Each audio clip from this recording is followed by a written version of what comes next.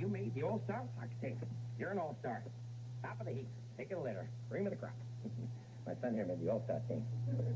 Yeah. They only picked 50 out of 1,000 kids, and Matthew here was one of them. As a reward, he gets to play on the international tournament. And we get jackets with our name on it. He gets a jacket with his name on it. And we're going to Belgium. He's going to Belgium? And it only costs $1,800. And he gets a jacket with his name on it.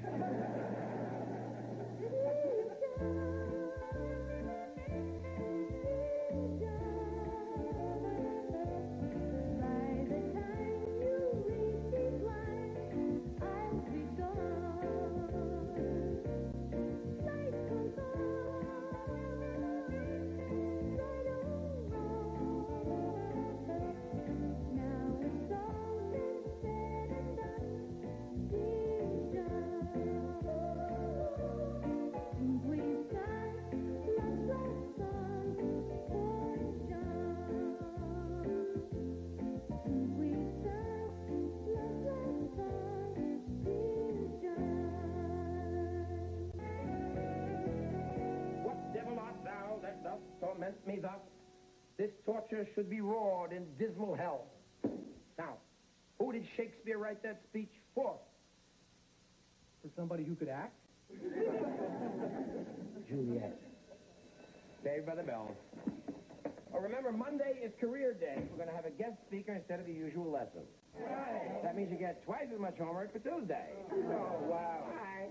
Who is this guest speaker anyway? It's a former student of mine from the very first English class I ever taught. All right, we're going to meet George Burns. Hi. Come here. Keep that sense of humor. You're going to need it when you get your report card. Hey, John. Old buddy. Oh, hi, Brad. Listen, Brad, I'd love to chat, but I got to run down to the credit union to apply for a loan. What, again? Yeah. John, they're going to name a wing after you. What is it this time? Oh, I need $1,800 for my son to go to Europe to play soccer. Soccer? Your son? Wow, who ever think you'd have a jock in your family? Well, it's a great opportunity for Matt, but luxuries like this, they're really rough on a teacher's salary. Hey, you know what I mean. tell me about it. I'm still paying off that Nintendo I bought last Christmas. Oh, yeah, did your kid like it? Yeah, right, like I really let him touch it. John, buddy, I need a favor. It's about our headmaster's son. Oh, you mean Stretch Hendricks? Yeah, he just left. As you know, he's also on my varsity basketball team. Now, I understand he hasn't been doing too well in your class. Oh, hold it right there, Brad. Hold it right there. Now, I know all about those little favors that the athletic department asks from the academic department, so count me out. I would never pass a student just to keep him eligible for the basketball team. All right, great. And I can count on you to flunk him. What do you mean flunk him? John, the kid can't shoot. He can't jump. He can't run. The other day, I told him to sit on the bench. He tried. He missed. Excuse me. Oh, hi, Coach. Hiya, Stretch. I forgot my coat.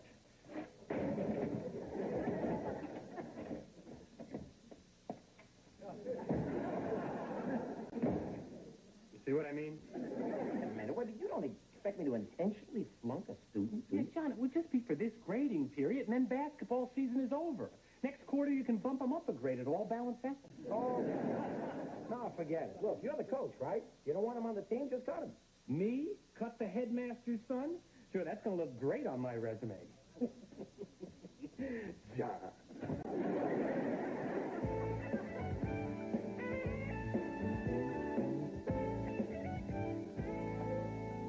Hello, everybody. Hey, ladies. Hey, guess what? Louise and I just signed up for a new class that they're giving here at the center. What kind of class? Well, we'll give you a hint.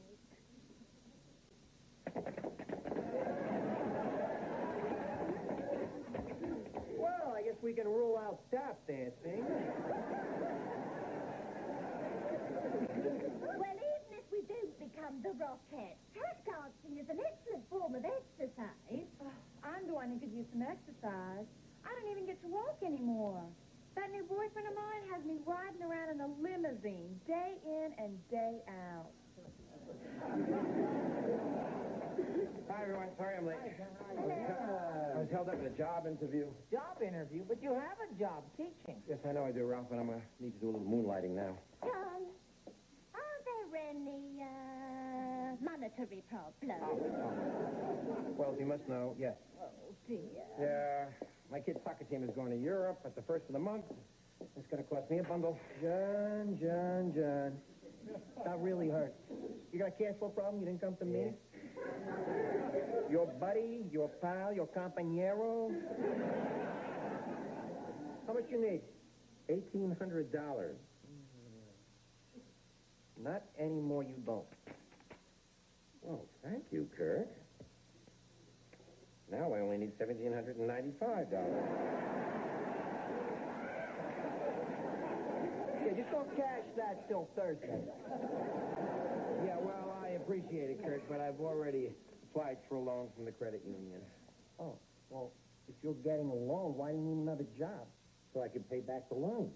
Oh, you're one of those guys. John, what kind of job did you apply for? Oh, it's not important. It's just something in retailing. Oh, you mean like Macy's at Bloomingdale? Well, not exactly. Well, what is it? It's at an all-night mini-mart, but it's a very good one. Wow, you'll be making Slurpees. Well, eventually, yes. Well, for the first couple of weeks, I'll be in training. That is, if I do get the job. Plus, I have to have my final interview with the night manager. He wasn't there. His high school prom is tonight. John, this job you're seeking at the miniature mart. No, that's mini-mart. Whatever. It's an admirable undertaking, but are you sure you're not just trying to buy your child's approval? You know, many weekend fathers spoil their children because they feel guilty about the divorce. No, Louise, I'm not just doing this for Matthew. See, I'm doing it for myself, too. I mean, fathers are supposed to be able to do things for their sons, right? And my son's not going to be penalized just because his father happens to be an underpaid English teacher. Even if that means working nights, making Slurpees for a boss whose favorite poet is LL Cool J. Boy, John, if I ever have kids, I hope they have a father just like you.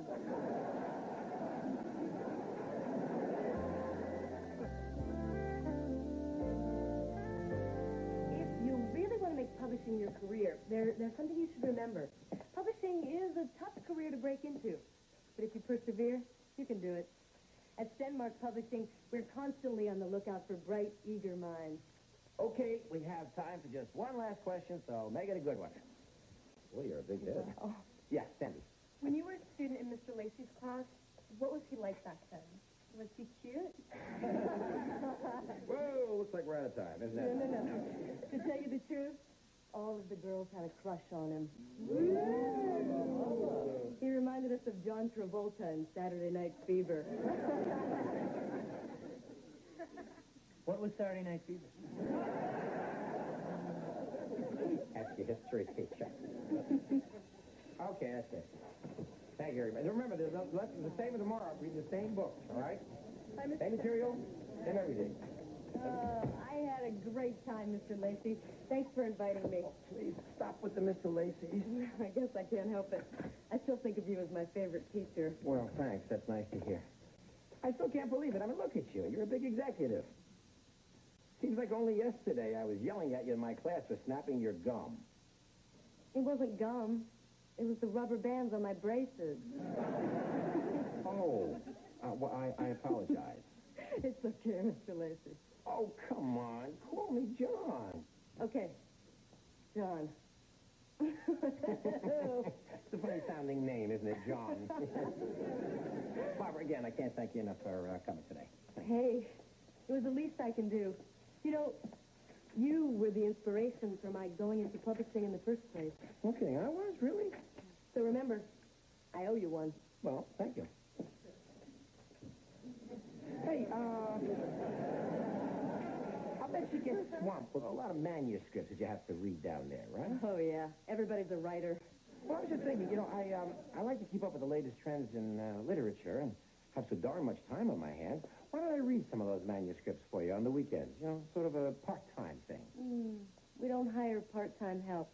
It's company policy. Oh, well, yeah, I understand. But if you're interested, we do have a full-time position open for an associate editor. Me, an editor? Well, Yeah, with your eye for quality writing and your knowledge of literature, who better than you? And the starting salary isn't too bad either, $52,000. well, thank you. I'm very flattered, but my job is here. I'm a teacher. I'm an educator. $52,000. Dollars. No. No, I can't leave the kids. I really love those kids. Well, most of them. I mean, a few of them. Okay, I'm not going to push it. Well, thanks anyway. My pleasure. $55,000. Nothing. Yes, a good test.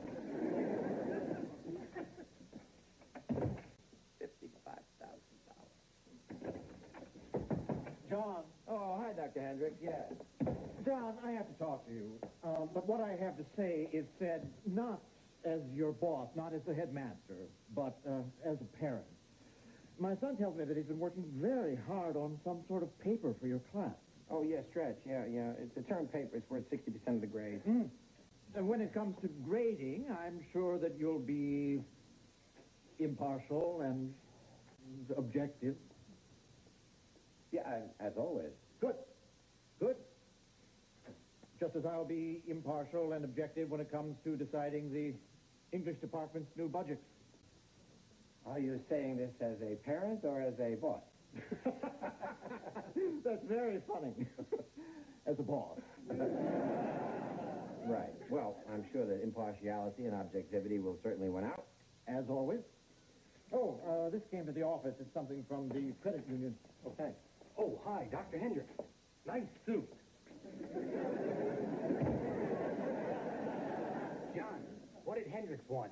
Any problems with his marriage? Maybe his wife will leave him and take the kid. Oh, damn! Credit union turned me down. Oh, no. Oh, would you believe it? I must be an idiot putting up with all this damn foolish school politics.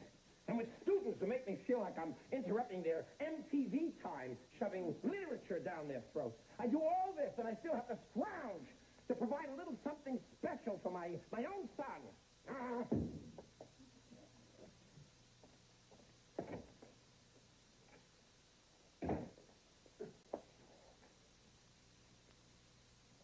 Poor guy.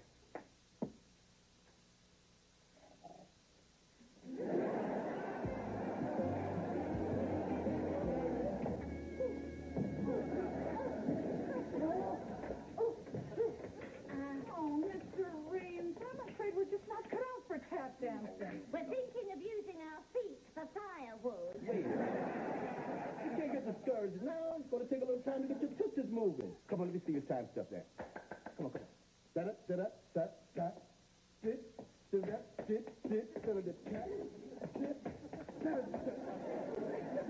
Well, like I said, it's going to take some time. Take a whole mess of time. I'm afraid we're hopeless. No such thing. Trust me. A little practice, you'll be able to do things like this in no time.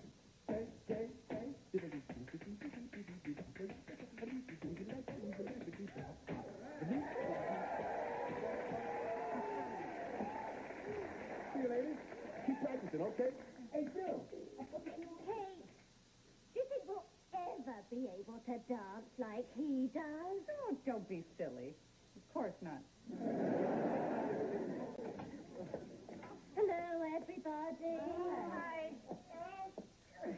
Louise, I think you better talk to Ralph. What is it, Ralph? Oh, the pressure's getting to me. This company sent me this new aftershave in the mail along with this questionnaire. What's it called? Sarge. Sarge? Yeah, they claim it'll bring any woman to attention. Do they make body lotions? So what's the problem, Ralph? Well, I just can't decide what to put on this card. They say that my response represents the opinion of 15 million men. Well, what if what I like isn't what other men like? And what if what I don't like is exactly what other men would like, but because I don't like it, they won't have a chance to like it or not for themselves. Why don't you just put down undecided? I did. Then I scratched it out.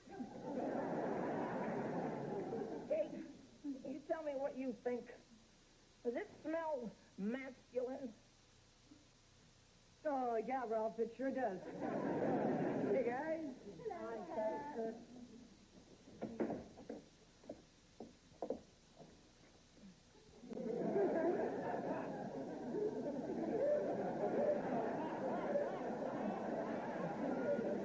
Hey, Red.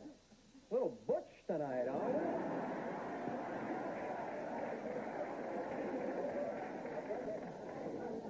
Hello, everybody. Hey, Dad. Oh, I'm at the end of my rope. I don't have the money for Matthew's trip. And the credit union turned me down. What happened? Oh, they got some ridiculous rule about not lending you more money than you can pay back in your lifetime. We're sorry, Joe. Yes, so am I. I've been a teacher for 17 years, and what have I got to show for it? A credit union form letter that tells me that I've reached my limit. Well, they're right. I have. I've reached my limit. I'm so sick of worrying about money. Have you thought about telling Matthew that you can't afford to send him? And break his heart? He may be disappointed, John, but life is a growth process. Yeah, that's right, John. Disappointment helps build character. You bet. Disappointment has made me the man I am today. Oh, God. Poor Matthew. No, it's true. It's true. When I was just a little tyke, Hollywood came knocking at my door. Producers were on a nationwide search to find just the right child actor for the television role of the century. They auditioned over 100,000 children for this particular part. And it came down to me and this freckle-faced little runt. Oh, you didn't get it? Were you kidding? They were begging me. But my mother didn't want to move to California and talk about breaks. Things had gone the other way, I would have been the beaver. Well, I guess I'm going to just have to be honest with Matthew. Hope he doesn't hate me. He's really going to be crushed when he finds out he can't go to Belgium. Boy, that was good pizza. Yeah, it was, Dad, but I really miss the pepperoni. Well, you know something, Matthew? To tell you the truth, I couldn't afford the pepperonis. Good job, Dad. Well, listen, son. I want to have a little talk with you. Sure. About what? Well, you know how when you have a really big disappointment in life and it really hurts, but somehow you learn from it, and in the long run, you become a better person? You mean like when Bucky, my hamster, died? Oh, yeah, like that. Remember how disappointed you were? Well, so was I. I mean, losing that little hamster made me a better person. At least now I check the pockets of my pants before I throw them in the dryer. Listen. Look, Matt, you may not like what I'm about to say, but I'm going to have to tell it to you straight. You know, sometimes things just don't turn out the way you plan them, and you could get very disappointed. Now, about that trip to Europe with your soccer team. Oh, Dad, thanks for letting me go. You're the best dad in the whole world. Now, back to disappointment. Dad. Matthew, I'm going to be very disappointed if you don't knock the pants off that Belgian team.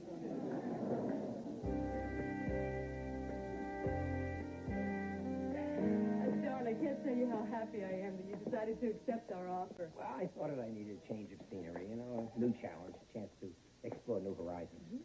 Not to mention $55,000 a year. Hi, Mladen. Oh, good afternoon, Miss Dennis.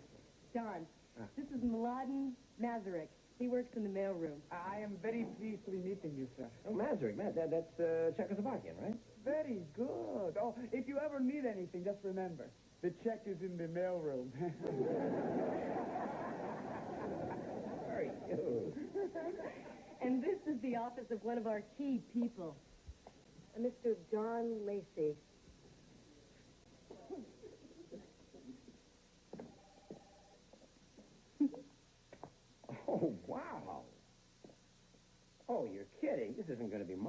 office?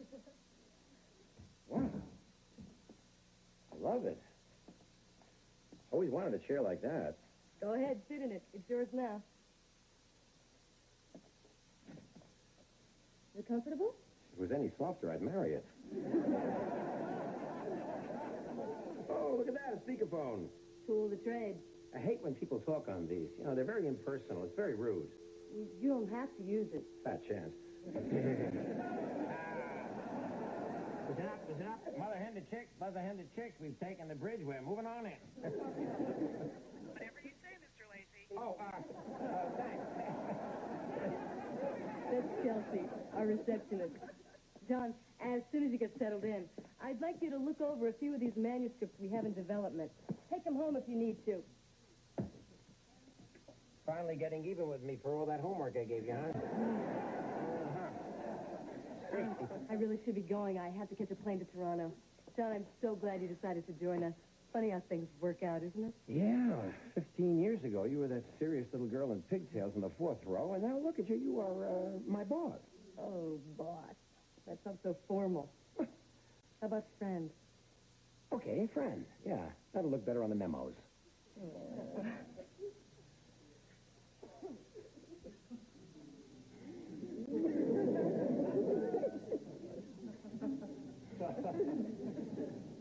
Welcome aboard.